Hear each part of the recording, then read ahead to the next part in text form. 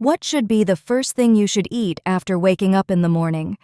Breakfast is the most important meal to keep the body healthy.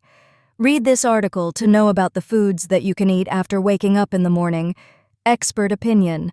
According to Dr. S.K. Pandey, often people like to drink tea and coffee after waking up in the morning, but drinking tea after waking up in the morning is harmful for health.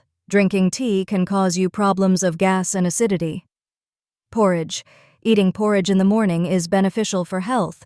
Porridge keeps the blood sugar level under control. Also, consuming it relieves the problem of constipation and indigestion. Papaya. Eating papaya in the morning is beneficial for health. Papaya contains folate, fiber, and vitamins, which help in keeping the body healthy. Lemon water. Drinking lemon water after waking up in the morning keeps your weight under control.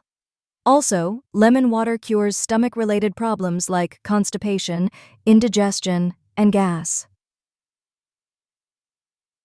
Honey. Eating honey after waking up in the morning is beneficial for health. Honey removes the dirt accumulated in the body. Also, it improves the digestion system. Dry nuts. Eating dry nuts after waking up in the morning is beneficial for health.